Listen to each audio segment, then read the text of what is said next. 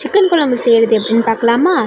வெங்காயம், தக்காளி, பூண்டு, மிளகாய், கிராம்பு, பட்டை, சீரகம், இஞ்சி பூண்டு பேஸ்ட்டை அரைச்சிக்கலாம். வாணலில் சோம்பு, பிரியாணி இலை எல்லாம் பொரிச்சிக்கலாம். பச்சை மிளகாய் போட்டுக்கலாம், அது பொரிய விடணும். வெங்காயம் போட்டுக்கலாம். வெங்காயம் செவ்நிறமாக வந்ததுக்கப்புறம் தக்காளி போடணும். அதுக்கு முன்னாடி அரைச்சி வச்ச பேஸ்ட்டை போட்டுக்கலாம். தக்காளி போட்டுக்கலாம். அது ஒரு மாதிரி பேஸ்ட்டாக ஆகிற மாதிரி நம்ம கொத்தமல்லி போட்டு கிண்டிக்கலாம். இந்த மாதிரி பண்ணால் உங்களுக்கு ஸ்மெல் சூப்பராக வரும். அதுக்கப்புறம் கல்லுப்பு போட்டுக்கலாம்.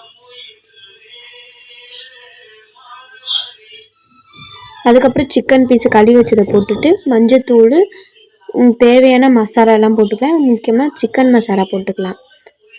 அதுக்கப்புறம் இங்கே பார்த்தீங்கன்னா இந்த மாதிரி ஒரு ஸ்பூன் உங்களுக்கு தேவையான அளவு போட்டுக்கலாம்.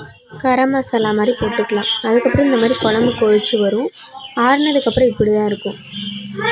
எண்டில் இந்த மாதிரி சூப்பரான குழம்பு ரெடி.